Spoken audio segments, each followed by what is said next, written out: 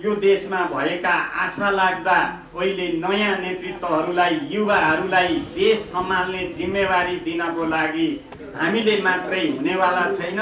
यो देशमा भएका तमाम अरू पार्टीहरू जो देश राष्ट्रभक्त छन्, लोकतान्त्रिक गणतन्त्रलाई आत्मसात गर्छन् र सम्पूर्णलाई चाहिँ सबैलाई चाहिँ सेवा सुविधा पुर्याउनु पर्छ भन्ने चाहन्छन्, उनीहरूलाई आह्वान गर्दै एकताबद्ध भएर अब राष्ट्र सम्हाल्ने जिम्मेवारी लिनुपर्छ भन्ने गम्भीरताका साथ सानो माटाको दरबारमा बस्ने पृथ्वीनारायण शाहले म एउटा विशाल नेपालको निर्माण गर्छु भनेर विशाल नेपाल बनाउन सक्नुहुन्छ भने हामी तिनले बनाइदिएको यो देशलाई समृद्ध, शक्तिशाली र महान बनाउन सक्छौं। जुन दिन तपाईँ आफूलाई विश्वास गर्नुहुन्छ त्यो दिन परिवर्तन सम्भव छ। जुन दिनसम्म तपाईँ हामी आफूलाई विश्वास गर्दैनौँ सबै कुरा असम्भव छ।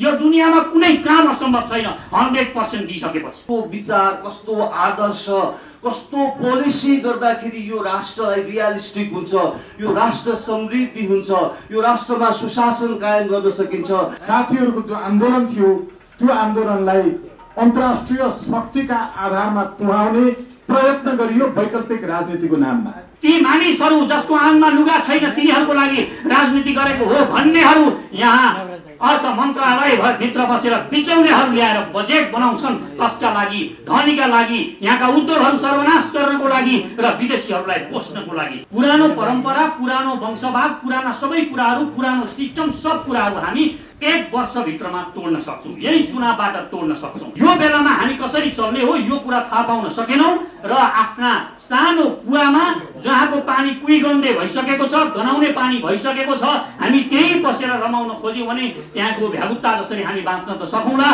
तर हामीले त्यो सागरको आनन्द, त्यो आकाशको आनन्द त्यो महसुस गर्न पनि सक्दैनौं। ठूला ठूलाका महल हेरेर राजनीति गर्नुभयो र त्यसैको लागि रमाइरहनु भयो भने तपाईको राजनीति यही माओवादीको जस्तै हुन्छ, यही कांग्रेसको जस्तै हुन्छ, यही एमालेको जस्तै हुन्छ। जति मेहनत गरे पनि तिनीहरूका खुट्टा फुटेकै छन्, तिनीहरूका आङ नाङ्गै छन्, तिनीहरू भोकै छन्। तिनीहरूको लागि राजनीति गर्ने जसलाई छोडिदियो माओवादीले, जसलाई कांग्रेस र एमाले छोडिदियो, हामी त्यसको लागि राजनीति गर्न चाहन्छौँ। त्यो सिंह बन्नुपर्छ जसले लौरो होइन लौरोले हान्नेलाई खतम पार्छ। यी दलाल बनेका यहाँ त्यही ओपननेसको कारणले हो, त्यही ग्लोबलाइजेसनको कारणले शेरबहादुर देउबा, शेरबहादुर अमेरिकाको दलाल बने। प्रचण्डहरू अहिले जान्छन् इन्डिया गएर मोदीलाई भेट्न गएको मोदीको काम गर्नेलाई भेटेर आउँछन्। यस्ता दलालहरूले यो देशको स्वाभिमान कहाँ पुर्याए? किन मोदीलाई भेट्न गएको मान्छे मोदीको नोकरलाई भेटेर आउँछ? अनि मानिसहरू मलाई जिस्काउने गर्छन् कसरी देश शक्तिशाली बन्छ? हामी यत्रो चाइना र उसको बीचमा बस्नु छ, कसरी उनीहरूसँग लड्न सक्छौं? हामी कोहीसँग लड्नु पर्दैन। आत्मविश्वासले जब तपाईँ उभिनुहुन्छ तपाईँ माथि कसैले आक्रमण गर्ने साहस गर्दैन। नेपालको संसदले गर्न नसकेका कामहरू हामी स्वतन्त्र समूहबाट गर्दै आइरहेका थियौं। हामी संसदमा अहिलेसम्म नपुगेका सांसदहरू हौं। जनताले चिन्न जरुरी छ वास्तवमा नागरिकको हितका लागि काम कसले गर्यो। पार्टीहरूले खराब उम्मेदवार उठाए भनेर उम्मेदवारलाई बहिष्कार गर्न पाउने राइट टु रिजेक्ट चाहिन्छ भनेर हुँदैन थियो, किनकि तपाईले पार्टीको तर्फबाट उम्मेदवारी नै दिन पाउनुहुन्न थियो। वातावरण बनेपछि यो पञ्चायती व्यवस्था होइन जहाँ टिको लाएर कसैलाई निर्वाचन आयोगमा आयुक्त बनाइयोस्, कसैलाई मानवाधिकार आयोगमा कसको मन परेको छ ज्वाइँ खोजी ल्याइयोस्। दलालहरूलाई राजदूतसम्म लगेर एउटा दलाललाई राजदूत बनाएको छ। राजदूत दलाल बनाएर पैसा खाएर राजदूत बनाइसकेपछि त्यो राजदूतले यो देशको स्वाभिमान उठाउँछ कि पैसा उठाउँछ? टिके प्रथा देशमा पुरै खारेज गर्नुपर्छ। जहाँसुकै जानुस् टिके प्रथा छ, जहाँसुकै जानुस् लाइन लगाइदिएको छ। मानिसहरूलाई भेडा बाख्रा जस्तो भिड बनाइदिएको छ। एउटा लाइसेन्स बनाउन गयो भिड बनाएको छ। यो भिड देख्दाखेरि हो यत्रो धेरै मान्छे आएछन्, होइन, सुनियोजित रूपमा त्यहाँभित्र सुनियोजित रूपमा त्यो भिड क्रिएट गरिएको छ। अन्तर्राष्ट्रिय कुनै पनि प्रकारका सन्धि सम्झौताहरू जुन राष्ट्रघाती छन्, जसले हाम्रो समृद्धि रोकेको छ, हाम्रो विकास रोकेको छ, ती सबै कुराहरू हामी निर्मूल पार्न चाहन्छौँ। देश एकदमै नाजुक अवस्थामा पुगेको छ, देश संवेदनशील अवस्थामा पुगेको छ। उड्न चाहनेहरूले भार घटाउनुपर्छ। तपाईँ ढुङ्गा मुढा बोकेर उड्न सक्नुहुन्न। आफ्नो भार जति कम गर्नुहुन्छ त्यति आकाशमा उड्न सक्नुहुन्छ। भार कम गरौँ, भार कम गरेर एक ठाउँ जम्मा हौँ, हामी जित्न सक्छौँ। सम्भव छ, यो दुनियाँमा असम्भव भन्ने केही पनि छैन। लोकतन्त्रको नाममा झाँगिरहेको परलोकतन्त्रको विरुद्ध लडिरहेको शक्तिलाई संसदमा छिर्न नदिने प्रयास भइरहेको छ। गरिरहनु भयो, जसले गर्दा हामी पहिलेको अवस्थाभन्दा अझ तल झर्यौँ। हाम्रो देश अहिले राष्ट्रियता मरेर ओबामा छ। नेपालका सबै संवैधानिक निकायहरू, सर्वोच्च अदालतदेखि लिएर राज्यका सबै निकायहरू मृत अवस्थामा छन्, ओबामा छन्।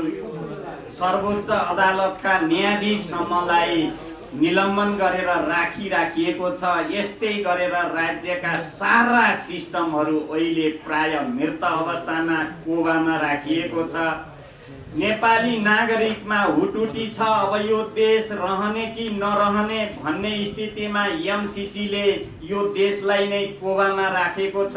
यस्तो अवस्थामा साँच्चै यही धरतीमा जन्मेका नेपालका सच्चा धरतीका छोराछोरीहरू अब टुलु हेरेर बस्नु अब हाम्रो नामर्दीपन हुन्छ।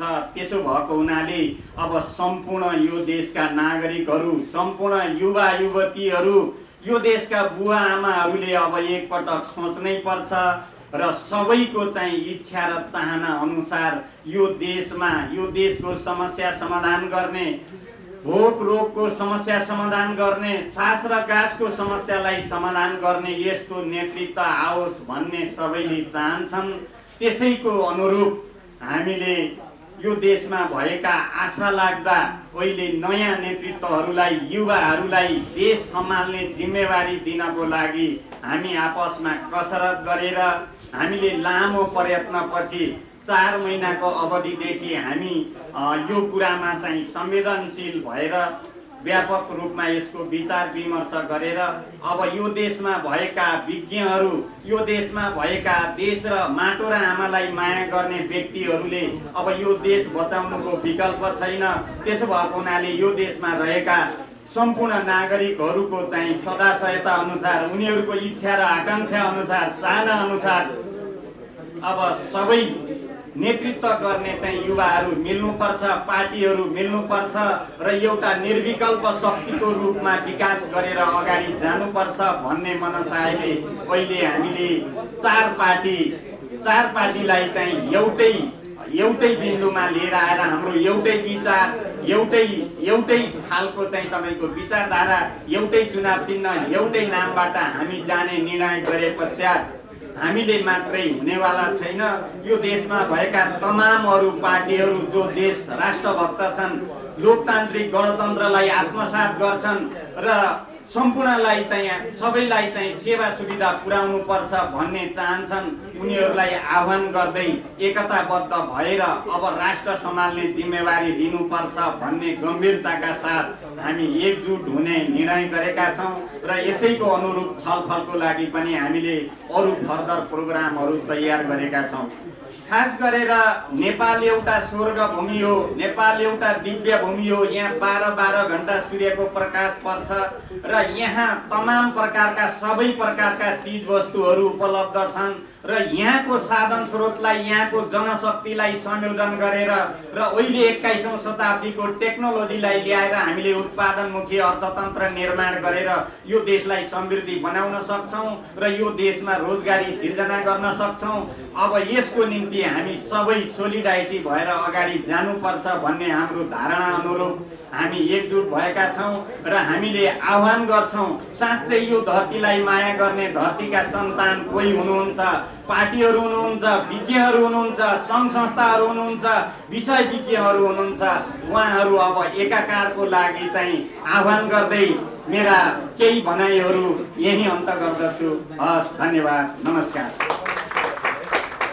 अभियान र त्यसपछि सुशासन पार्टी खोलिसकेको अनुभव मात्र सेयर गर्न चाहन्छु। मैले देखेको भोगेको के देखियो भने हाम्रो राष्ट्रमा कुशासनले व्याप्त छ भनिरहनु मैले पर्दैन। तपाईहरु सबैलाई थाहा छ, थाहा पाएको कुरा म रिपिट गर्न चाहन्न। एउटा समूह कस्तो रहेछ भने नेपालमा त्यो समूहसँग क्ल्यारिटी छ, त्यो समूह कन्फिडेन्स छ, त्यो समूह असाध्यै कमिटेड छ के गर्नको लागि, कुशासन गर्नको लागि कमिटेड छ। अब के गर्ने त वे फरवर्ड सोचौँ न त हामीले। हामीले वे फरवर्ड सोचेनौँ भने त यो राष्ट्रप्रति अन्याय हुन्छ भन्ने सोच भएकोले मैले हाम्रो साथीहरूले नेपाल सुशासन पार्टीका साथीहरूले एउटा अनाउन्स एउटा लेख मार्फत आयो मेलमा एउटा लेख मार्फत पनि हामीले एउटा आह्वान गर्यौँ। हामीले के भनेका छौँ भन्दाखेरि हामी आफ्नो मादल बजाउने मात्र काम नगरौँ। मैले मेरो मादल बजाउने, अरू साथीले अरू मादल बजाउने, के त भन्दाखेरि आफ्नो तालमा हिँड्ने हो भने यो देश कहिल्यै पनि डेस्टिनेसनमा पुग्न सक्दैन, यो देशमा सुशासन कायम गर्न सकिँदैन। त्यसै कारण यो राइट टाइम हो। अहिले 2,92,00,000 नेपालीहरूले चेन्ज खोज्नु भएको छ। उहाँहरूले सुशासन, गुड गभर्नेन्स खोज्नु भएको छ। यो विकृति विसङ्गतिहरू अब हटोस्, अति भो भनेर खोज्नु भएको छ। त्यसको लागि एउटा नयाँ सिराबाट अब हामी अगाडि बढ्नुपर्छ। आफ्नो मात्र मादल बजाएर आफ्नो मादलको तालमा म नेपाल सुशासनको मादलको तालमा म नाच्न सक्छु होला, तर 2,92,00,000 दाजुभाइ दिदीबहिनीहरू नाच्न सक्नुहुन्न होला। त्यसकारणले अब यस्तो मादलको ताल बजाउँ जसमा 2,92,00,000 नेपाली दाजुभाइ दिदीहरू, जसमा नेपाली काङ्ग्रेसका पनि मैले बेला बेलामा इन्टरभ्यू भन्ने गरेको छु, 95%हरूले चाहिँ कुशासनमा एडिक्टेड हुनुभयो, 5% सुशासनमा हुनुहुन्छ। कम्युनिस्ट पार्टीमा पनि त्यो छ। विभिन्न पेसामा लागेका मान्छेहरूमा पनि 5% सुशासनमा लाग्नु भएको छ। अब यो राम्रो राम्रो राम्रो मान्छेहरूको पनि एउटा नेटवर्किङ बनाउनु पर्छ, एउटा टिम बनाउनु पर्छ, एउटा फोर्स बनाउनु पर्छ भनेर हामीले एउटा आह्वान गरेका छौँ। जसरी सुशासन गर्नको लागि उहाँहरूसँग कन्फिडेन्स छ, उहाँहरूसँग एउटा कमिटमेन्ट छ र उहाँहरू कन्फिडेन्स, कमिटमेन्ट र क्ल्यारिटीका साथ अगाडि बढ्नु भएको छ। हामी सुशासनको एजेन्डा लिएर जाने नेपाली दाजुभाइ दिदीबहिनीहरूमा पनि यो 3टा सी हामीमा अनिवार्य हुनुपर्छ भन्ने हाम्रो मान्यता हो। त्यसैले अब हामी बिर्सौँ। मैले नेपाल सुशासन पार्टीको सम्पूर्ण मेरो आदर्श विचारहरू म एउटा बास्केटमा राख्न चाहन्छु, अरूहरूले पनि एउटा बास्केटमा राख्न चाहौँ। मैले देखेको एउटा बिटर ट्रुथ के रहेछ भन्दाखेरि हामीहरू बस्दा धेरै भइसकेको बसेको, तर आफ्नो मादल बजाउन हामी कहिले पनि छोड्दैन रहेछौँ। त्यसकारणले यो देशमा माया गर्ने एउटा समूह त छ नि, यो देशलाई माया गर्ने समूह छ। मैले नाम लिएँ भने 100 जनाको नाम लिन सक्छु होला, तर म 100 जनाको नाम लिन चाहन्न। अहिले थोरैको नाम लिन चाहन्छु, किनभने मसँग समय छैन। समय भयो भने म 100 जना 1000 जनाकै नाम लिन सक्छु। अब तपाईँ हामी आफ्नो विचारहरूलाई एउटा बास्केटमा राखौँ, इन राइटिङ राखौँ। सबैको इन्डिपेन्डेन्टहरू पनि, काङ्ग्रेसका ती 5% बाँकी बचेका पनि, कम्युनिस्टका बचेका पनि, अरू विभिन्न सेक्टरका साथीहरू आउनुहोस्। 5% जति बच्नु भएको छ एउटा बास्केटमा तपाईँको विचार राखौँ र यो हामीले आइडेन्टिफाई गरौँ। 5 जना 10 जना इमिनेन्ट पर्सन्स जसले यो देशलाई धोका दिनै सक्दैन, यो देशप्रति, यो राष्ट्रिय प्रताप्रति गद्दारी गर्नै सक्दैन। उसले जो टेस्टेड भइसकेको छ, हामीले अनुभवबाट टेस्टेड भइसकेका मान्छेहरू, मैले भने 1000 जनाको नाम लिन सक्छु, तर 2-4 जनाको नाम लिँदाखेरि अरू हजारौँ मान्छेहरूले मलाई गाली नगरिदिनुहोस्। डाक्टर रोहित, महावीर पुन जस्ता पर्सनालिटीहरू, सूर्यनाथ उपाध्याय जस्ता पर्सनालिटीहरू, सुशीला कार्की जस्ता पर्सनालिटीहरूलाई हामीले आइडेन्टिफाई गरौँ। उहाँहरूलाई यो देशको असाध्यै माया छ।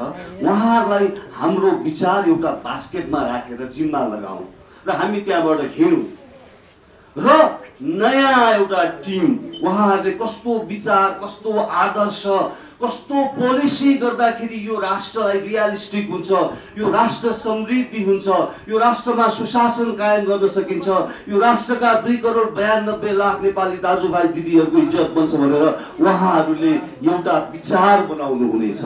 हामी त्यो विचारमा एकजुट भएर आँखा चिम्लेर हामी त्यसमा लागौँ। त्यो बाहेक मैले देखेको, मेरो पर्सपेक्टिभबाट मैले देखेको त्यो बाहेक अर्को विकल्प, अर्को एउटा पावर बनाउनको लागि, अर्को एउटा टिम बनाउनको लागि खालि तपाईँहरूलाई बेला बेलामा रिपोर्टर्स क्लबमा बोलाउने, भोलि हार्दिक होटेलमा पनि बोलाउला, तर रिजल्ट नआउन सक्छ भन्ने मेरो ठम्माइ हो। म गलत पनि हुन सक्छु, मेरो ठम्माइ हो, तर मैले आफूले लागेको, मैले सोचेको कुरा यहाँहरू सामु मैले भन्न सकिनँ भने अन्याय हुन्छ। त्यस कारणले म फेरि रिपिट गर्छु, सबै साना तिना यो देशलाई माया गर्ने, सुशासनलाई माया गर्ने, सुशासन एजेन्डालाई चाहिँ रेस्पेक्ट गर्ने, त्यो एजेन्डा लिएर, त्यो विचार लिएर अगाडि बढ्नुपर्छ भन्ने मान्छेहरू एक ठाउँमा आउनुहोस् र एमिनेन्ट पर्सनहरूले एउटा डिसाइड गर्नुहुन्छ कुन झन्डा, कुन सिद्धान्त, कुन विचार, कुन चुनाव चिन्ह, कुन नाम उहाँहरूले डिसाइड गर्नुहुन्छ। हामी त्यो ठाउँमा आबद्ध भएर अगाडि बढौँ। यति भन्दै म यो शुभ अवसर मलाई दिनुभएकोमा म यहाँहरूप्रति हार्दिक आभार व्यक्त गर्न चाहन्छु। जय सुशासन। साथीहरू पनि हुनुहुन्छ, स्वतन्त्र समूहका साथीहरू, हामी म एउटा मानिस खोजिरहेछु भन्ने गीत गाउने पक्षमा छैनौँ। म एउटा मानिस खोजिरहेछु होइन, त्यो मान्छे मै हो भनिरहेका छौँ हामी हौ। तपाईँ यहाँ जो जो उपस्थित हुनुहुन्छ, अब कसैले गरिदिनेवाला छैन। हामीलाई अनुभवी मान्छेहरू चाहिन्छ, तर खराब व्यवस्थाका अनुभवीहरू चाहिन्न। जसको जीवनभरिको अनुभव खराब व्यवस्थालाई टिकाउन रह्यो। व्यक्तिगत रूपमा कोही कुशल भयो होला, व्यक्तिगत रूपमा कोही असल भयो होला, तर मूलतः एउटा खराब व्यवस्थाको सह उत्पादन, उसको सहयोग खराब व्यवस्थाका त्यति बेलाका सबै अवयवहरूलाई टिकाउनका लागि भएको थियो एउटा भने अर्को त्यही भित्र सङ्घर्ष गरिरहेको थियो विशुद्धताका लागि। त्यस्तो सङ्घर्ष गरिरहेका व्यक्तित्वहरू अघि केही प्रसङ्गहरू उठेका छन्। वैकल्पिक व्यवस्था होइन, वैकल्पिक राजनीति भनियो। नेपालका केही अझै धेरै अध्ययन गर्न बाँकी रहेका पत्रकारहरू, अझै धेरै अध्ययन गर्न बाँकी रहेका विश्लेषकहरू, जो वैकल्पिक राजनीति भनेको के हो कहिल्यै अध्ययन गरेनन् र पुरानै व्यवस्था टिकाउन खोज्नेहरूलाई वैकल्पिक राजनीति भनेर मिडियामा प्रस्तुत गरे अध्ययनहीनहरूले। त्यो अध्ययनहीनताको कारण नेपालले कुशासनबाट मुक्ति पाउन लागेको नयाँ साथीहरूको जो आन्दोलन थियो, त्यो आन्दोलनलाई अन्तर्राष्ट्रिय शक्तिका आधारमा तुहाउने प्रयत्न गरियो वैकल्पिक राजनीतिको नाममा। उनीहरू पुरानै वंशवाद फर्काउन चाहन्छन्, उनीहरू पुरानै संसदीय व्यवस्था टिकाइरहन चाहन्छन्, उनीहरू पुरानै सांसद खरिद बिक्रीबाट सरकार बनाउने, सांसदले सरकार ढालिरहने, सरकारले संसद भत्काइरहने त्यही व्यवस्था टिकाउन चाहन्छन्। वास्तवमा यति बेला नेपाली जनता चरम निराशा र आक्रोशमा छन्। त्यो आक्रोश सबैभन्दा बढी हामी जस्ता नयाँ भनिएका, नयाँ भने पनि विगत 12 वर्ष अगाडिदेखि नेपालको संसदले गर्न नसकेका कामहरू हामी स्वतन्त्र समूहबाट गर्दै आइरहेका थियौँ। एउटा सांसदको काम के हुन्छ? सरकारले गलत विधेयक ल्यायो भने, गलत अध्यादेश ल्यायो भने सांसदहरू, त्यसमा प्रतिपक्षी सांसदहरूले खरो भूमिका निर्वाह गरेर सरकारले ल्याएका अध्यादेशहरू खारेज गराउने काम गर्छ, असफल गराउने काम गर्छ। हामीले नेपाली जनतालाई विषादी युक्त पदार्थहरू सरकारले कानुन बनाएरै चेक जाँच नगरिकन नेपाल ल्याउन राजपत्रमा जो सूचना प्रकाशित गर्यो, खारेज गर्यो। एउटा सांसदले गर्ने काम गर्यौं। हामी सांसद थिएनौं। संसदले गर्न नसक्ने जनताका लागि सांसद भएर काम गर्यौं। हामी संसदमा नछुनिएका सांसदहरू हौं, जसले सरकारले लिएर आएको राष्ट्रघाती नागरिकता अध्यादेशलाई खारेज गराए वकिलहरूले। त्यो सांसदहरूले गर्ने काम थियो, प्रतिपक्षी सांसदहरूले गर्ने काम थियो। हो, त्यो काम हामीले गर्यौं, नागरिक समूहको तर्फबाट गर्यौं। यहाँ मञ्चमा रहनुभएका सम्पूर्ण व्यक्तित्वहरूको त्यसमा योगदान छ। हामी संसदमा अहिलेसम्म नपुगेका सांसदहरू हौं। जनताले चिन्न जरुरी छ वास्तवमा नागरिकको हितका लागि काम कसले गर्यो। सांसद भइरहनु पर्दैन, संसदमा गइरहनु पर्दैन। तर यी केही मात्रै उदाहरणहरू हुन्। राज्य व्यवस्थामा परिवर्तन ल्याउन जरुरी छ। हामीले भन्न खोजेको अहिलेसम्म वैकल्पिक भनेकाहरू आपसमा मिल्न नसक्ने, पार्टी गठन गर्दा पनि कसैसँग सल्लाह लिन आवश्यक नठान्ने, हामी यत्तिकै बनेका छैनौँ। हाम्रा पूर्वजहरूको धेरै ठुलो महत्त्व छ, योगदान छ। अहिलेसम्म कुशासनै गर्ने ओली देउबा प्रचण्ड, बाबुराम, उपेन्द्र, कमल थापा, यी सबैको पनि केही न केही योगदान यसकारण छ कि उनीहरूले एउटा राजनीतिक अभ्यासलाई जहाँसम्म ल्याएर छोडिदिए त्यहाँबाट हामीले सोझो व्यवस्थाका विरुद्ध लडेर पार्टीहरू खोल्न पाउने स्वतन्त्रता नभएको बेलामा ज्यानको बलिदानी दिएर अनि पार्टी खोलेका होइनौँ। खोल्न सक्ने अवस्थासम्म उनीहरूले ल्याइदिए। मेरो बुवाले घरमै स्विमिङ पुल भएको घर,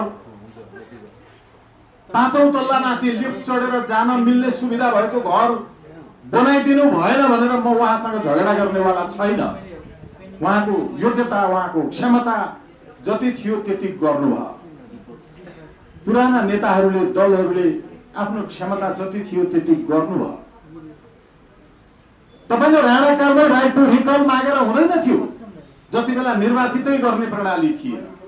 तपाईले पञ्चायत कालमै पार्टीहरूले खराब उम्मेदवार उठाए भनेर उम्मेदवारलाई बहिष्कार गर्न पाउने राइट टु रिजेक्ट चाहिन्छ भनेर हुँदैन थियो, किनकि तपाईले पार्टीको तर्फबाट उम्मेदवारी नै दिन पाउनुहुन्न थियो।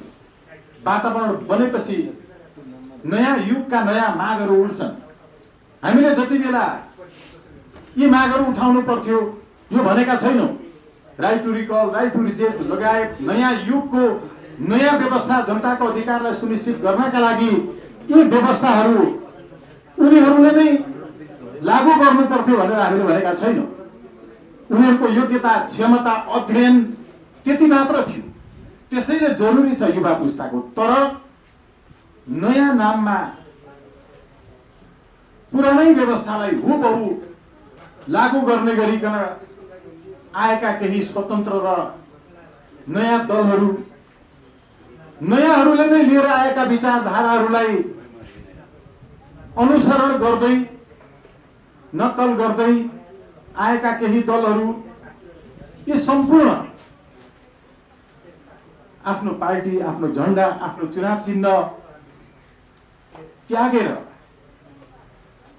अनि यहाँ अभिव्यक्त भएका केही विशिष्ट राष्ट्रिय जीवनका विविध क्षेत्रमा विशिष्ट योगदान पुर्याउने व्यक्तित्वहरू समेतको सल्लाह सुझावहरू लिएर, त्यति मात्र होइन, विशिष्ट उहाँहरू मात्रै होइन, हामीलाई थाहा छ सामूहिक बलात्कारमा परेकी एकजना चेलीको मुद्दा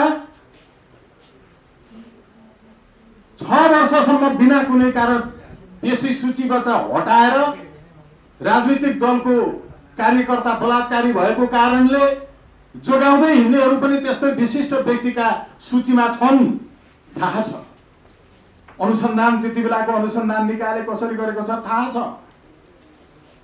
तर अहिले यो इतिहासमा न्याय गर्ने बेला हो। इतिहासले बदला लिँदैन।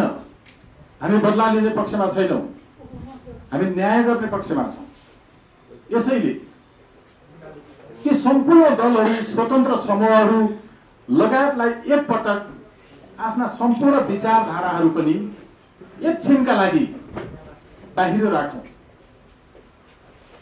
र के हुन सक्छ खुला दिमागले सोचौँ। हामी यहाँ सबै त्याग गर्नेवालाहरू छौँ। यहाँ 4वटा दलका जो व्यक्तिहरू छौँ, हामी सबैले आफ्नो पार्टीको झण्डा, आफ्नो पार्टीको नाम आफ्नो पार्टीमा रहेको पद, आफ्नो चुनाव चिन्ह, अहिलेसम्मको घोषणा पत्र जे पनि छोड्न तयार, तर साझा सहमतिबाट देशका लागि अब जरुरी के छ,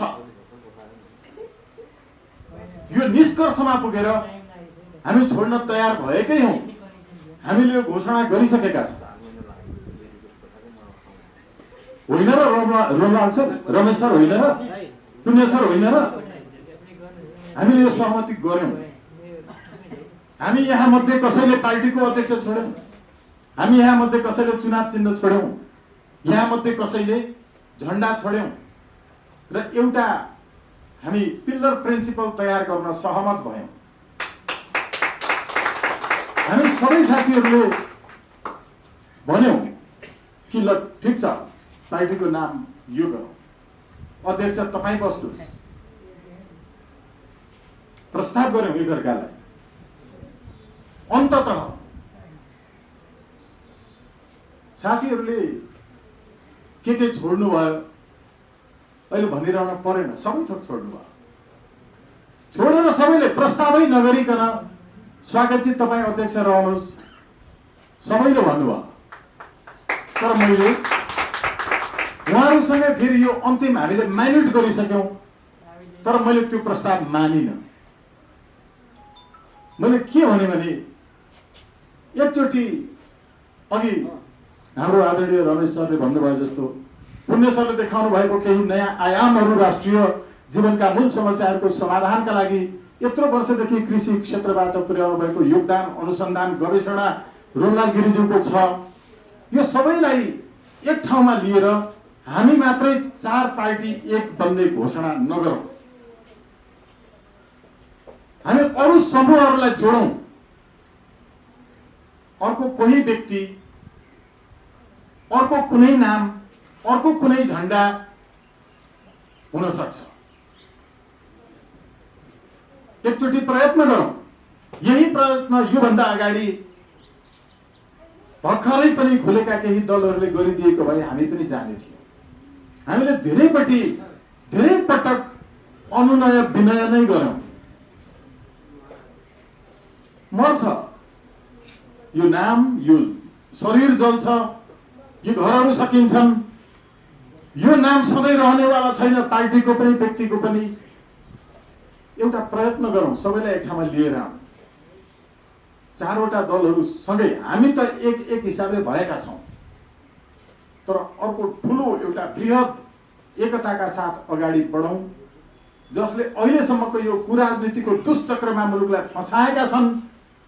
हामीलाई विभिन्न बहानामा कहिले थ्रेसहोल्ड भन्ने षड्यन्त्र राखेर, कानुनी रूपको षड्यन्त्र, कहिले अन्य विविध कार्यविधिहरू तयार गरेर वास्तवमा विदेशी तत्त्वका विरुद्ध नेपालमा लडिरहेको शक्तिलाई, लोकतन्त्रको नाममा झाँगिरहेको परलोकतन्त्रको विरुद्ध लडिरहेको शक्तिलाई संसदमा छिर्न नदिने प्रयास भइरहेको छ।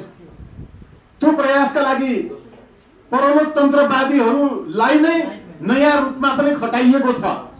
हामीले बुझेका छौं, जसले यो जनताहरूले एकै स्वरूपबाट, एकै ठाउँबाट एकताबद्ध भएर यी नयाँ साँच्चै देशलाई माया गर्नेहरू किन आउन सक्दैनन् होला भनेर राखेको प्रश्न र त्यो भित्रको आकांक्षालाई सम्बोधन गर्नका लागि एकचोटि आह्वान गरौँ। यो सोमबार पर्छ 9 गते 11 बजे होटल हार्दिकमा हामी यहीँबाट विनम्रतापूर्वक सम्पूर्ण नाम भनिरहन पर्दैन, पछिल्लो समय खुलेका पनि दलहरू हामी व्यक्तिगत रूपमा पनि उहाँहरूलाई फेरि पनि अनुरोध गर्छौं, पटक गरेका छौं, धेरै पटक बोलायौं। कोही आएर 5 मिनेटमा उठेर हिँड्नुभयो, कोही हाम्रो मात्रै नाम, चुनाव चिन्ह इत्यादि यो सबै हुनुपर्छ भनेर हिँड्नुभयो। हाम्रो मात्रै हुनुपर्छ नभन्नेहरू हामी 4वटा दलहरू पुगेछौं र यी 4वटा दलहरूले बाँकी अरू सबै स्वतन्त्र समूहलाई एकत्रित रूपमा यो 9 गते छलफलमा सहभागी भइदिनु हुनका लागि अन्य विशिष्ट व्यक्तित्वहरूलाई पनि, विषय विज्ञहरूलाई पनि उपस्थिति जनाउन, परामर्श दिन, सहयोग गर्न नेतृत्व लिन, हामीलाई नेतृत्व दिन, आफैले केही गर्न हामी आह्वान गर्छौँ। र यसका लागि एउटा पक्षमा केही प्रश्नहरू उठेका छन्। निर्विकल्प वैकल्पिक राजनीति, अरू पेशा छोडेर विकल्पमा राजनीतिलाई प्रयोग गर्दैमा हुँदैन। वैकल्पिक राजनीति गर्ने तिनीहरूलाई भने मिडियाले र विश्लेषकले, जसले राजनीतिलाई विकल्पको रूपमा प्रयोग गर्यो। त्यस्तो होइन। हामी आफ्नो क्षेत्रमा भए पनि राजनीतिभित्रको विसङ्गतिलाई बढार्नका लागि आफ्नो क्षेत्रमा काम गरिआएका छौँ। कहिले आफूले जिम्मेवारी लिएको प्रशासनको क्षेत्रबाट, कहिले पत्रकारिताको क्षेत्रबाट, कहिले कानुनको क्षेत्रबाट, सांसदहरूले गर्न नसकेका कामहरू गरेर एक्लो मान्छेले पनि कानुन बनाउन सक्दो रहेछ। यो देशको संसदले सकेन, हामीले सक्यौँ। सर्वोच्च अदालतबाट राइट टु रिजेक्टको कानुन बनाऊ भन्ने निर्देशनात्मक आदेश जारी गर्यो। यो देशको संसदले पनि त्यसलाई अब रोक्न सक्दैन। खालि जरुरी छ जनताले हामी जस्ता मान्छेहरूलाई संसदमा पठाउन। जनताका लागि एमसीसी रोक्नु पर्थ्यो, अब जरुरी छ हामी जस्ता मान्छेलाई पठाउन, जसले संसदभित्र त्यहाँको अभिलेखीकरण गरिएको ठाउँबाट त्यसलाई डिलिट गर्नेछ। नागरिकहरूको तहबाट यो आकांक्षा छ। साँच्चै उनीहरूले खोजे जस्तो भने जस्तो व्यक्ति जनप्रतिनिधिको रूपमा संसदमा पठाउन किन सकेन? यो पटक हामी एक्लै मात्रै होइन, हामी सामूहिक रूपमा, ठिक छ कि अघि उठेका केही विषयहरूमा थोरै केही मतमा फरक होला, तर विचारमा फरक छैन। राइट टु रिकल हुनुपर्छ भन्ने विचारमा हाम्रो पूर्ण रूपेण सहमति छ, तर कति प्रतिशतले हुनुपर्छ र कार्यविधि कस्तो हुनुपर्छ यो विचार नमिलेको होइन, मत मात्रै नमिलेको। न्यायाधीशले फैसला लेख्दा त्यहाँ मत बाज्ने भन्ने हुन्छ, रायबाजी फैसला। राय फरक हुन सक्छ, तर हामी एक ठाउँमा आइपुगेका छौँ र यस्ता नयाँ युगका नयाँ एजेन्डाहरू लिएर हिँडिरहने साथीहरू जसले कुनै मेहनत गर्नु परेन, कोही नै यस्तो नयाँ सीमा मिचिएको विषयमा एक दिन हिरासत बस्नु परेन, मुद्दा खप्नु परेन। 4वटा मुद्दा अहिले हामी खपिरहेका छौँ। त्यही हुनुहुन्छ नवीन मैनालीजी, हाम्रो कृष्ण प्रसादज्यू लगायत साथीहरू यहाँ हुनुहुन्छ, अहिले पनि खपिरहेका छौँ मुद्दा। निर्वाचनको मुखमा जे पनि फैसला गरेर उम्मेदवार बन्न नदिने षड्यन्त्र पनि भइरहेको छ, हामीले बुझेका छौँ। राष्ट्रियताको पक्षमा उभिनेहरूलाई संसद छिर्न नदिने प्रयत्न भइरहेको छ, हामीले बुझेका छौँ। तर जनताको भावना यी व्यक्तिहरू आउनुपर्छ, यस्ता व्यक्तिहरू मञ्चमा भएका व्यक्तिहरू आउनुपर्छ भन्ने छ। यिनीहरूलाई फुटाउनुपर्छ भनेर अर्को एउटा अन्तर्राष्ट्रिय तत्त्व लागेको छ। अघि हाम्रो सिंहले गर्ने आक्रमण कहाँ हो र कुकुरले कसरी आक्रमण गर्छ आज पुण्य प्रसादजीले बताइरहनु भएको थियो, त्यहाँ हो वास्तवमा। तर हामी उत्तेजित हुँदैनौँ, हामी आक्रोशित हुँदैनौँ, हामी संयमित हुन्छौँ। संयमतापूर्वक हामी फेरि एकचोटि विनम्रतापूर्वक आह्वान गर्छौँ। देशभरि रहनुभएका साथीहरू मध्येबाट आज एउटा समूह काठमाडौँ आइपुगेको छ। हामी यसपछि आज सम्भवतः 3 बजे उहाँहरूसँग बस्दैछौँ। उहाँहरूसँगको छलफल पश्चात अर्को एउटा खाका आउनेछ।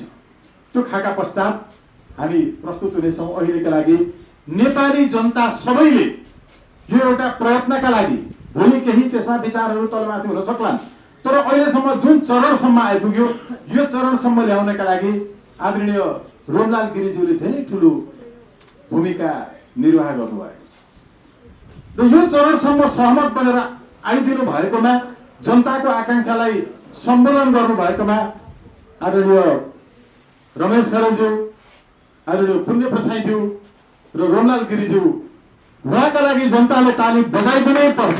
सँगै हिँडौँ, निर्विकल्प शक्ति निर्माण गरौँ। निर्विकल्प शक्ति निर्माणका लागि खुल्ला आह्वान। संयुक्त पत्रकार सम्मेलन, प्रेस विज्ञप्ति मिति 2079 साउन 6 गते। नेपालमा मात्र होइन, विश्वभर वंशवादी र परिवारवादी पुराना राजनीतिक दल तथा नेताहरूप्रति अपूर्व आक्रोश फैलिरहेको छ। त्यो आक्रोश नेपालमा पनि दशकौंदेखि प्रकट भइरहेको छ।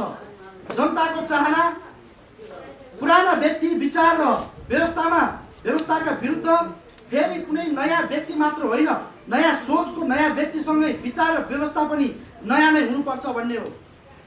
पुराना विचारका नयाँ दलहरू वा पुरानै दल तथा नयाँ नेताहरू सचिएर देश र देशवासीको हित गर्लान् भन्ने आशा राख्नु एकपटक नुहाइसकेको पानीले फेरि नुहाएर सफा हुन खोजे जस्तै हुनेछ भन्ने निष्कर्ष सम्मानित नागरिकको तहबाट निस्किसकेको छ।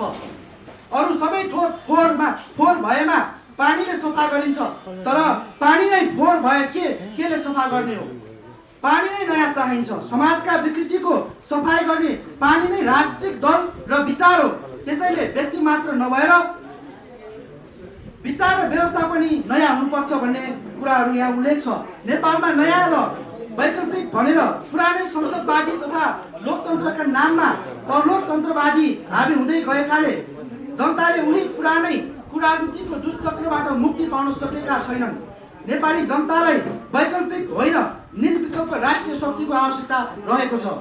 यस बीचमा वैकल्पिक शक्ति भनेर पुरानै व्यवस्थावादीहरूको भ्रमले वास्तविक परिवर्तनको ढोका बन्द गर्ने प्रयत्न भएको छ। तिनीहरू वास्तवमा वैकल्पिक शक्ति थिएनन् र होइनन् भन्ने जनताले चिनेर पाखा लगाइसकेका छन्। त्यसैले जनताले निर्विकल्प राष्ट्रिय शक्तिको उदय आवश्यक ठानेका छन्। त्यो जनआकांक्षालाई आफ्नै डम्फु बजाएर वैकल्पिक भनिएका दलहरू, स्वतन्त्र समूहहरू र विषय व्यक्तिहरूले समेत धोका दिइरहेका छन्, जसका कारण जनतामा साँच्चैको निर्विकल्प विचार राख्नेहरूप्रति पनि निराश सिर्जना हुन खोजिरहेको छ। यस अवस्थामा सार्वजनिक रूपमा देश र जनतालाई गुणात्मक परिवर्तनको मार्ग प्रशस्त गर्न खोज्ने शक्ति समूह र व्यक्तिहरू एक भएर जनताको बीचमा नजानु पनि जनताप्रतिको धोका हो। त्यस्ता शक्ति व्यक्ति र समूहहरू एक भएर आउन् भन्ने कामना सञ्चार माध्यम, सामाजिक सञ्जालमा र मनमनमा जनजनले राखेका छन्। यही भावनालाई सम्बोधन गर्न हामीले धेरै राजनीतिक दल, सङ्घ संस्था र स्वतन्त्र समूहहरूसँग लामो समयदेखि प्रयत्न गर्दै आएको छौँ। उपरोक्त प्रयत्नको फलस्वरूप हामी तपसिलका दलहरू निकै लामो समयदेखि अन्य दल समूह र स्वतन्त्र व्यक्तिहरूसँग घनीभूत छलफलमा बसेर जनताको भावनालाई सम्बोधन गर्दै पहिलो चरणमा एकाकार हुँदै अन्य दल, स्वतन्त्र समूह र व्यक्तिहरू समेत सबैको सहभागिता, नेतृत्व, परामर्श र मार्गनिर्देशनबाट एउटा निर्विकल्प राष्ट्रिय शक्ति निर्माण गर्ने सत्कर्ममा जुट्न आह्वान गर्दछौँ।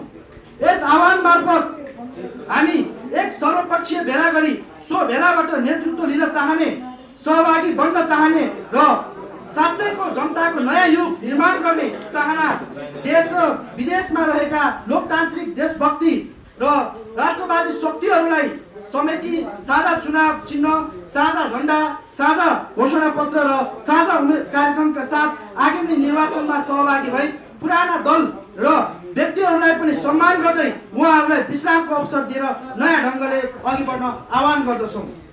यसका लागि त्यस्तो निर्विकल्प राष्ट्रिय शक्तिको नाम, झण्डा, चुनाव चिन्ह, नेतृत्व र उम्मेदवारी समेत तय गर्नका लागि सबै पक्षको भावना समिति मिति 2079 4 महिना 9 गते 11 बजे हार्दिक होटलमा भेलामा सहभागी हुन आफ्ना विचारहरू राखी हामीलाई सुझाव र विचारहरू मात्र होइन, एकाकार भइदिनु हुनको निमित्त र नेतृत्व लिइदिनु हुनको निमित्त हार्दिक अनुरोध गर्दछौँ।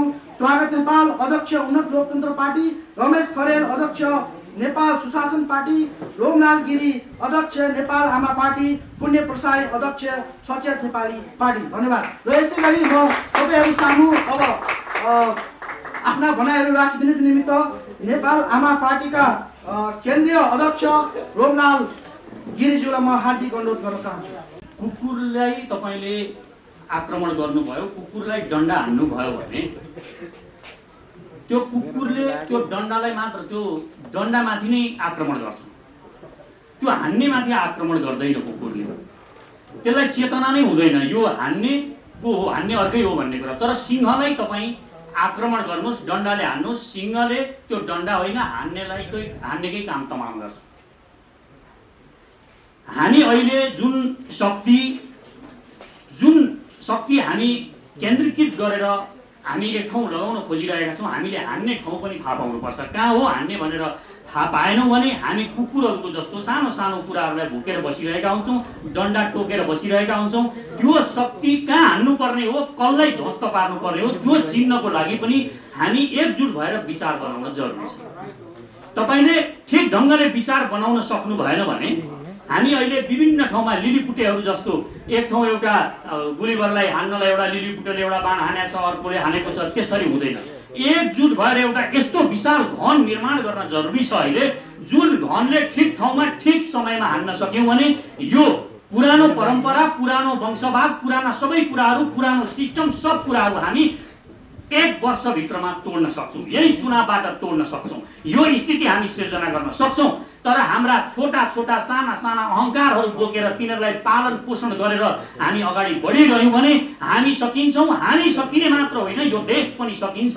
यो देश अहिले कुन अवस्थामा छ यो बुझ्न जरुरी छ। अहिले हाम्रो 2007 सालदेखि 2015-17 सालसम्म जुन अवस्थामा थियो यो देश, यो अहिले त्यही अवस्थामा, त्यही तरलताको अवस्थामा यो देश छ। यो देशको राष्ट्रियतामाथि यति भयानक खतरा उत्पन्न भइसकेको छ, हाम्रो अस्तित्व कुनै पनि बेला निमित्यान्न हुन सक्ने स्थिति पश्चिमको महाशक्तिदेखि लिएर उत्तर र दक्षिणका शक्तिहरूले डिजाइनिङ गरिसकेका छन्। यो बेलामा हामी कसरी चल्ने हो यो कुरा थाहा पाउन सकेनौँ र आफ्ना सानो कुवामा जहाँको पानी कुइगन्धे भइसकेको छ, गनाउने पानी भइसकेको छ, हामी त्यही बसेर रमाउन खोज्यौँ भने त्यहाँको भ्यागुत्ता जसरी हामी बाँच्न त सकौँला, तर हामीले त्यो सागरको आनन्द, त्यो आकाशको आनन्द त्यो महसुस गर्न पनि सक्दैनौँ। त्यसकारण पहिलो मेरो आह्वान यहाँ हामी भएकाहरूलाई मात्र होइन, जति पनि देशमा जति पनि स्वतन्त्र उम्मेदवार दिन्छु भनेर बसिराख्नु भएको छ, जति पनि समुदाय अभियन्ताहरू हुनुहुन्छ, अभियान सञ्चालन गरिराख्नु भएको छ र अरू साना साना पार्टीहरू, साना साना कुवाहरूमा रमाइराख्नु भएको छ, तपाईहरू सबैलाई एकपटक जोडिनको लागि, एकपटक जोडिएर एउटा महाशक्ति निर्माण गर्नको लागि म आह्वान गर्छु।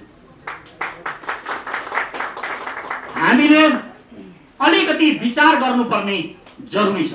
यो देशलाई हामीले दुईटा काम गर्न जरुरी छ। एक पटक हामीले सोचौं, माओवादीहरू, कांग्रेसहरू ती सबैले जसको नाममा राजनीति गरे, जसको नाममा राजनीति गरे, ती राजनीति गर्नेहरू तिनीहरूलाई छोडिदिए, त्यही उनीहरूका फुटेका खुट्टाहरू त्यही छोडिदिए, उनीहरूको भोको पेट त्यही छोडिदिए, उनीहरूको आङमा लुगा छैन त्यही छोडिदिए र यहाँ आएर महान उद्योगपतिहरूसँग, देश लुटिएर बसिरहेका उद्योगपतिहरूसँग साँठगाँठ गरिरहे र तिनीहरूको लागि तपाईले देख्नु भएको छ अर्थ मन्त्रालय भित्र बसेर त्यो गरिबको लागि राजनीति गर्छु भनेर चप्पल पड्काउनेहरूका लागि राजनीति गर्छु, फुटेका खुट्टाहरूको लागि राजनीति गरेको हो हामीले।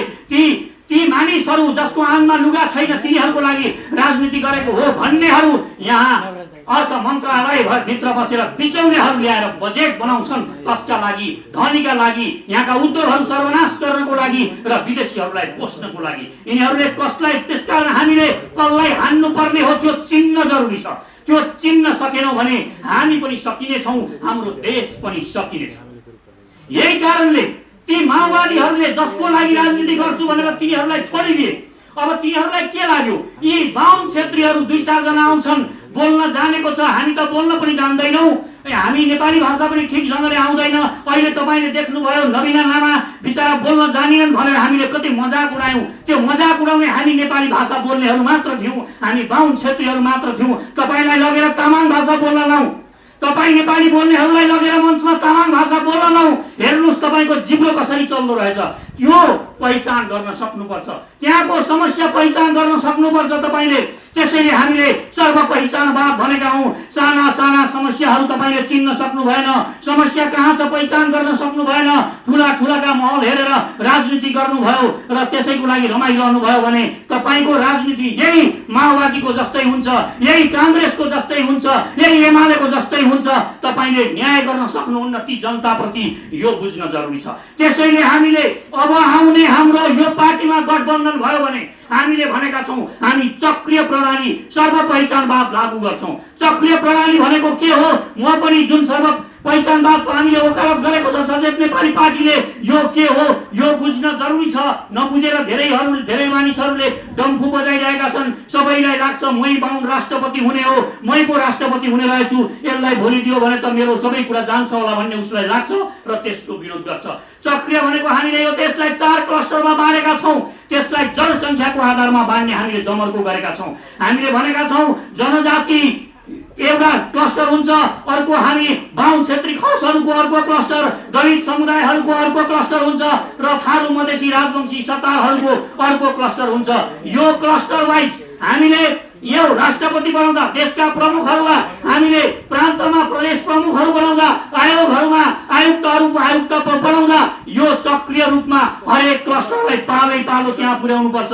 तपाईले एउटा बाहुन क्षेत्रीले माया गरेर कुनै दलित समुदायको मानिसलाई उठाएर मन्त्री बनायो होला, राजा वीरेन्द्रलाई राम्रो लाग्यो होला, मरिचमान एउटा श्रेष्ठलाई प्रधानमन्त्री बनाउनु भयो होला, गिरिजा प्रसाद कोइरालाको दिल खुश भयो होला, आफूलाई अवसर मिलेन उहाँले एकजना मधेसी समुदायबाट राष्ट्रपति बनाउनु भयो होला। यसरी तपाईको निगाहमा बस्ने 30% जनसङ्ख्याको निगाहमा 70%ले किन बस्नुपर्ने, यो सोचेर राजनीति गर्नुपर्छ। त्यसकारण हामी क्लस्टर वाइज पालो हरेक समूहबाट पालो पछि राष्ट्रपतिदेखि प्रधानमन्त्रीदेखि र प्रदेशका प्रमुखहरूदेखि आयोगमा नियुक्ति गर्नेदेखि लिएर आयोगका प्रमुखहरू आयुक्तहरूदेखि सबैमा हामी सक्रिय गर्न चाहन्छौँ। यो हाम्रो एउटा मोटो हो। यो सर्वपहिचानवादले यो माग्छ। सर्वपहिचानवाद भनेको अन्त्योदय सबैभन्दा तल परेको सबैभन्दा पछाडि परेको वर्ग जो छ त्यसलाई सबैभन्दा पहिला राज्य सत्तामा ल्याउने हो। चौधरीको लागि तपाईले बोल्नु पर्दैन, विनोद चौधरीको लागि यहाँ खरेलजीले पनि बोल्नु पर्दैन, स्वागतजीले मैले कसैले बोल्नु पर्दैन। आफै गएर बिचौलिया पठाएर अर्थ मन्त्रालय कब्जा गर्न सक्छ। बोल्ने हामीले कसको लागि हो? ती सीमान्तकृतहरू जो पहाडमा मेहनत गरिरहेका छन्, तराईमा मेहनत गरिरहेका छन्, जति मेहनत गरे पनि तिनीहरूका खुट्टा फुटेकै छन्, तिनीहरूका आङ नाङ्गै छन्, तिनीहरू भोकै छन्। तिनीहरूको लागि राजनीति गर्ने जसलाई छोडिदियो माओवादीले, जसलाई काङ्ग्रेस र एमाले छोडिदियो, हामी त्यसको लागि राजनीति गर्न चाहन्छौँ। विनोद चौधरीहरूको लागि होइन, कुनै उद्योगपतिहरूको लागि होइन, यो जरुरी छैन उनीहरूको लागि। त्यसकारण त्यो भाषा बोल्न सक्ने गरी हामी एउटा पार्टी निर्माण गर्न खोजिरहेका छौँ। र अर्को महत्त्वपूर्ण कुरा हामी के भनिरहेका छौँ, यो देशमा उत्पादन गर्नु पर्यो। सबै विदेश गएको कारणले यो देशमा उत्पादन गरेनन् अनि सबै विदेश जान्छन्। युवाहरूलाई काम गर्ने मन छैन अनि कसरी देश बन्छ भनेर हामी युवाहरूलाई त्यो रेमिट्यान्स पठाउने विदेशका ती लाखौं युवाहरूलाई गाली गरेर यहाँका पार्टीहरू यहाँका दलालहरू बसेका छन्। हामी त्यसैमा हो ताली बजाएर बस्छौँ। होइन, हामी गरिब किन भएको हो पहिला त्यो थाहा पाउन जरुरी छ। हामी गरिब आइडियोलोजीको कारणले भएको। आइडियोलोजी के हो, कुन आइडियोलोजीले हामीलाई गरिब बनायो यो बुझ्न जरुरी छ। यो बुझेनौँ भने हामीले यहाँ वार्ता गरेर पार्टी बनाएर केही पनि हुनेवाला छैन। दोस्रो विश्वयुद्ध पछाडि अमेरिका विश्वको सुपर पावर बन्दै गयो। उनले विश्वका 45% उनले उत्पादन गर्थ्यो। विश्वकै जति संसारका राष्ट्रहरूले गर्थे त्यो 45% केवल एउटा अमेरिकाले गर्थ्यो। उसलाई त्यो बेच्न जरुरी थियो। त्यो बेच्नको लागि उसले ओपननेस र ग्लोबलाइजेसनको उसले एउटा नयाँ रणनीति बनायो। त्यो रणनीति हामी उनीहरूका पश्चिमाहरूका नाराहरू हामीलाई बहुत माया लाग्छन्, बहुत राम्रा लाग्छन्, किनभने उनीहरूको ढोल टाढाबाट अमेरिकामा त्यो ढोल बज्दाखेरि यहाँ निकै मधुर सुनिन्छ। जब ढोलको छेउमा पुग्नुहुन्छ त्यसको असलियत त्यहाँ थाहा हुन्छ, त्यहाँ त्यसको पोल खुल्छ। त्यसकारण त्यहाँ हेर्नुहोस्, मैले अघि भनेको छु हामीले कसले हानेको हो त्यो सिंह बन्नुपर्छ, जसले लौरो होइन लौरोले हान्नेलाई खतम पार्छ। यी दलाल बनेका यहाँ त्यही ओपननेसको कारणले हो, त्यही ग्लोबलाइजेसनको कारणले शेरबहादुर देउबा शेरबहादुर अमेरिकाको दलाल बने। प्रचण्डहरू अहिले जान्छन् इन्डिया गएर मोदीलाई भेट्न गएको मोदीको काम गर्नेलाई भेटेर आउँछन्। यस्ता दलालहरूले यो देशको स्वाभिमान कहाँ पुर्याए? यो देशको स्वाभिमान किन भएन? किन मोदीलाई भेट्न गएको मान्छे मोदीको नोकरलाई भेटेर आउँछ? किन आउँछ? किनभने हामीसँग स्वाभिमान मारेको छ। यिनीहरूले इतिहासमा पहिल्यै हामीलाई मारिसकेका छन्। यो देशको सेना शक्तिशाली हुन्थ्यो, यो देशको सेनालाई सुपर पावर बनाउँथ्यौँ हामी यो देश समृद्ध बनाउँथ्यौँ भने अहिले यही प्रचण्ड जाँदाखेरि यिनै मानिसहरू जाँदाखेरि रातो कार्पेट ओछ्याएर त्यही एयरपोर्टमा तिनै मोदी लिन आउँथे। त्यसकारण पहिलो कुरा हामीले आत्मरक्षाको लागि शक्तिशाली सेना भनेका छौँ। यो जरुरी छ। यो देशको सेना शक्तिशाली भएन भने, यो देशको सेनालाई हामीले शक्तिशाली बनाउन सकेनौँ भने हामीले एउटा आत्मविश्वास क्रिएट गर्न सक्दैनौँ। आत्मविश्वास बनाउनको लागि मलाई भन्छन् मान्छेहरूले, तपाईँले कराते त खेल्नुभयो, ब्ल्याक बेल्टै हो तपाईँ, अब त्यो के काम लाग्यो त भन्छन्। त्यो बेला पनि मलाई काम लागेको थियो। मलाई त्यो बेला एउटा आत्मविश्वास दिएको थियो। अहिले पनि एउटा बडी बिल्डर युवा यहाँ आयो भने हामी सबै यतापट्टि एकचोटि साँच्चीकै राम्रो बडी बनाएर आएको छ भने क्यामेरा यता होइन त्यता फर्काउन मन लाग्छ। त्यो के को कारणले भएको? त्यो उसको स्वास्थ्यको कारणले भएको। स्वास्थ्यले उसलाई आत्मविश्वास दिएको छ। आत्मविश्वासको कारणले तपाईँ हामीलाई उसले तानेको छ, हिप्नोटाइज गरेको छ। यो हो देश जब शक्तिशाली हुन्छ। अहिले तपाईँले देख्नुभयो हाम्रो पासपोर्टको राहदानीको तपाईँले हालत देख्नुभयो होला, उत्तर कोरियाको भन्दा खत्तम र के भनेर हामी अहिले समाचारमा पढिरहेका छौँ। यो यही कारणले भएको। हामीले यो देशलाई कहिल्यै पनि शक्तिशाली बनाउन पहल गरेनौँ। अनि मानिसहरू मलाई जिस्काउने गर्छन्, कसरी देश शक्तिशाली बन्छ? हामी यत्रो चाइना र उसको बिचमा बस्नु छ, कसरी उनीहरूसँग लड्न सक्छौँ? हामी कोहीसँग लड्नु पर्दैन। आत्मविश्वासले जब तपाईँ उभिनुहुन्छ, तपाईँमाथि कसैले आक्रमण गर्ने साहस गर्दैन। तपाईँ आत्मविश्वासी हुनुभयो भने, आत्मविश्वासी बन्नको लागि यो देशको सेनालाई शक्तिशाली बनाउनुपर्छ। यो हाम्रो मोटोमा आओस्, हाम्रो सिद्धान्तमा यो कुरा परोस् भन्ने मेरो आकांक्षा छ। र समृद्ध नेपाल कसरी आउँछ? मानिसहरू धेरैलाई लाग्छ हाम्रो आर्थिक नीति के हुन सक्छ, के गरेर चाहिँ समृद्ध आउँछ त? सबैले यही त भने नि, भ्रष्टाचार निवारण गर्छु भने कसरी भ्रष्टाचार निवारण गर्छस् त?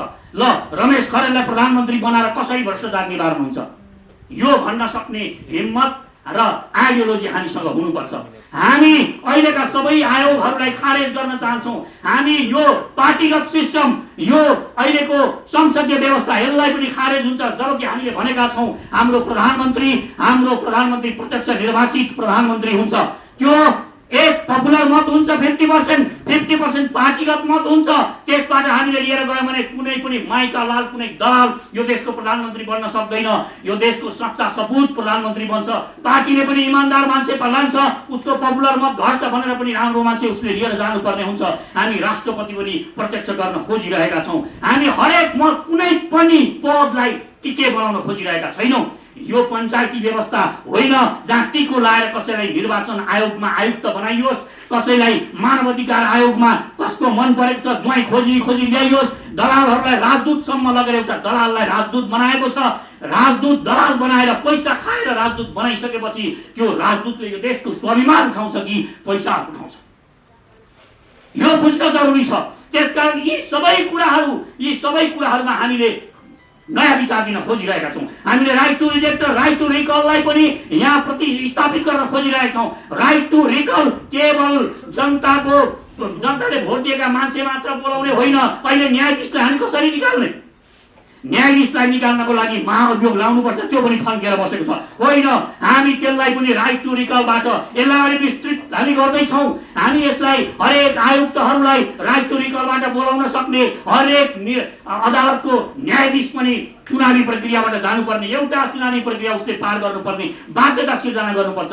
टिके प्रथा देशमा पुरै खारेज गर्नुपर्छ। जहाँसुकै जानुस् टिके प्रथा छ, जहाँसुकै जानुस् लाइन लगाइदिएको छ। मानिसहरूलाई भेडा बाख्रा जस्तो भिड बनाइदिएको छ। एउटा लाइसेन्स बनाउन गयो भिड बनाएको छ। यो भिड देख्दाखेरि हो यत्रो धेरै मान्छे आएछन्, होइन, सुनियोजित रूपमा त्यहाँभित्र सुनियोजित रूपमा त्यो भिड क्रिएट गरिएको छ। र यस्तो नाथे त्यहाँबाट टोकन लिनको लागि हामीले यहाँबाट अनलाइनबाट एउटा फर्म भरेर हुने कुरालाई तपाईँ आइज त पनि आइज भन्छ। पैसा अहिले अनलाइनबाट तिर्न सकिन्छ। दलालहरूले जहाँसुकै यो किसिमको सेटिङ गरेका छन्, यो किसिमको ऐन कानुनहरू बनाएका छन्। त्यसकारण ती सबै च्यात्न सक्ने हैसियत भएको सरकार बनाउनुपर्छ। त्यो च्यात्ने भनेर दौडेर गएर पागल जस्तो एउटाले राष्ट्रिय झन्डा जलाएको जस्तो गरेर च्यात्ने होइन। नियमसङ्गत तरिकाले जनताको अभिमत लिएर त्यो च्यात्ने साहस गऱ्यौँ हामीले भने च्यात्न सकिन्छ। अन्तर्राष्ट्रिय कुनै पनि प्रकारका सन्धि सम्झौताहरू जुन राष्ट्रघाती छन्, जसले हाम्रो समृद्धि रोकेको छ, हाम्रो विकास रोकेको छ, ती सबै कुराहरू हामी निर्मूल पार्न चाहन्छौँ। ती खारेज गर्ने साहस पनि हामी बनाउन चाहन्छौँ। ती खारेज नगरिकन मैले अघि तपाईँलाई जोड्दै थिएँ ओपेननेसको कुरा। ओपेननेसको कुरा, उसले ग्लोबलाइजेसनको रणनीति ल्यायो, ओपेननेसको रणनीति ल्यायो, हामीले डम्फु बजायौँ र संसारभरि उसलाई सामान बेच्नु थियो। तपाईँ अमेरिकासँग प्रतिस्पर्धा गर्न सक्नुहुन्छ। अहिले चौधरीले चाउचाउ खोलेका छन्, तपाईँ गएर सानो उद्योग चाउचाउ खोल्नुहोस्। तपाईँ विनोद चौधरीसँग कम्पिटिसन गरेर चाउचाउ बेच्न सक्नुहुन्छ? छैन, तपाईँ सक्नुहुन्न। तपाईँलाई सक्ने बनाउनको लागि हामीले त्यही भएर न्यायिक समतावादको कुरा गरेका छौँ। तपाईँ सक्ने हुनको लागि न्यायिक समतावाद आवश्यक छ र अमेरिकासँग हामी प्रतिस्पर्धा गर्न सक्दैनौँ। अमेरिकाले हामीलाई सामान बेच भनौँ, कहाँ बेच्ने, के सामान बेच्ने, सकिँदैन। त्यसकारण हामीले खुलापन, एन्टी ग्लोबलाइजेसन, एन्टी ओपेननेस, यो कुरा ख्याल राख्नुहोस् मनमा। यो ग्लोबलाइजेसन जे पायो त्यही ल्याउने अनि धरनलेका साथ देशभित्र हुल्न दिनु हुँदैन। यहाँका उत्पादनहरूलाई पहिलो प्राथमिकता दिनुपर्छ। हामीले त्यसलाई रोक्न सक्यौँ भने यहाँ उत्पादन हुन्छ। तपाईँलाई एउटा उदाहरण दिन्छु कुखुराको। कुखुरा यहाँ हाम्रा किसानहरू लगाउनुहुन्छ, उत्पादन गर्नुहुन्छ र एक वर्ष जब कुखुरा एकदम उत्पादन हुने वर्ष हुन्छ, त्यो वर्ष इन्डियाले के गर्छ? यहाँका किसानहरूले उत्साहित भएर लागेको हुन्छ। उता इन्डियाले तपाईँलाई दर्जनौं लाखौं लाख तपाईँलाई टनका टन कुखुराहरू यहाँ पठाइदिन्छ र त्यो वर्ष त्यसको पुरै मूल्य तल झर्छ। यहाँका सबै किसानहरू त्यो बेच्न बाध्य हुन्छन्, सस्तोमा बेच्न बाध्य हुन्छन् र उसले यस वर्ष घाटामा दिए पनि अर्को वर्ष किन निराश किसानहरू अर्को वर्ष कुखुरा लाउँदैनन् र अर्को वर्ष फेरि इन्डियाले त्यही सामान डबलमा बेच्छ। यसरी देशको अस्तित्वमाथि कुठाराघात गरिएको छ। यो अत्यन्त मार्मिक कुराहरू छन्। देश एकदमै नाजुक अवस्थामा पुगेको छ, देश संवेदनशील अवस्थामा पुगेको छ। यो मनन गर्न देशका सबै साथीहरूलाई, देशभक्त साथीहरूलाई, राष्ट्रवादी साथीहरूलाई अनुरोध गर्छु र सबै साथीहरूलाई यहाँ हामी सोमबार जुन छलफल गर्न गइरहेका छौँ त्यो छलफलमा सहभागी भएर हामी कसरी जोडिन सक्छौँ, कसले नेतृत्व लिने हो, के पार्टीको नाम बनाउने हो। हामी पार्टीका नाम पनि यो राख्ने र ऊ राख्ने भनेर जोडेर बसेका छौँ। यो जीवन्त एकचोटि छोडेर जानुपर्छ। पार्टीको नामलाई माया गरेका छौँ। हामी पद खोजिरहन्छौँ। हामीलाई अध्यक्ष चाहिएको छ। हामी आफै पदमा चाहिनु पर्ने, आफ्नै चुनाव चिन्ह हुनुपर्ने, आफ्नै पार्टीको नाम हुनुपर्ने, यस्ता कुराले यी साना झिना मसिना कुराहरूमा अड्किएर हामीले एउटा महान आकांक्षा, यो देशको सपना निर्मूल पार्न खोजिरहेका छौँ। त्यसकारण सबैलाई आफ्ना अहङ्कारहरू छोडेर, आफ्ना सबै लुगाहरू छोडेर उड्न चाहनेहरूले भार घटाउनुपर्छ। साथीहरू, उड्न चाहनेहरूले भार घटाउनुपर्छ। तपाईँ ढुङ्गा मुढा बोकेर उड्न सक्नुहुन्न। आफ्नो भार जति कम गर्नुहुन्छ त्यति आकाशमा उड्न सक्नुहुन्छ। भार कम गरौँ, भार कम गरेर एक ठाउँ जम्मा हौँ, हामी जित्न सक्छौँ। सम्भव छ, यो दुनियाँमा असम्भव भन्ने केही पनि छैन। सानो माटाको दरबारमा बस्ने पृथ्वीनारायण शाहले म एउटा विशाल नेपालको निर्माण गर्छु भनेर विशाल नेपाल बनाउन सक्नुहुन्छ भने हामी तिनले बनाइदिएको यो देशलाई समृद्ध, शक्तिशाली र महान बनाउन सक्छौँ। मलाई विश्वास छ, तपाईहरूले विश्वास गर्नुहुन अनुरोध गर्छु। यो विश्वासका साथ अघि बढ्यौँ भने हामी परिवर्तन गर्न सक्छौँ। परिवर्तन तपाईँले गर्ने हो। जुन दिन तपाईँ तयार हुनुहुन्छ, जुन दिन तपाईँ आफूलाई विश्वास गर्नुहुन्छ, त्यो दिन परिवर्तन सम्भव छ। जुन दिनसम्म हामी आफूलाई विश्वास गर्दैनौँ सबै कुरा असम्भव छ। सबै कुरा जब हामी 100% आफ्नो लगाउँछौँ, यो दुनियाँमा कुनै काम असम्भव छैन। 100% दिइसकेपछि भगवानले पनि हामीलाई रोक्न सक्दैन। यदि 100% दिएको छ भने तर 99%, 80% भनेर हुनेवाला छैन। यहाँहरू सबैले धैर्यतापूर्वक सुनिदिनु भएको छ। यहाँहरू सबैलाई धन्यवाद छ र फेरि पनि आह्वान गर्छु, सोमबारको कार्यक्रममा हामी उपस्थित हौँ र यो देशमा एउटा कम्तीमा पनि आशा सञ्चार गरौँ। आशा जरुरी छ, आशा मर्न लागिसकेको छ देशको, यो बुझ्न जरुरी छ। हस्, नमस्कार।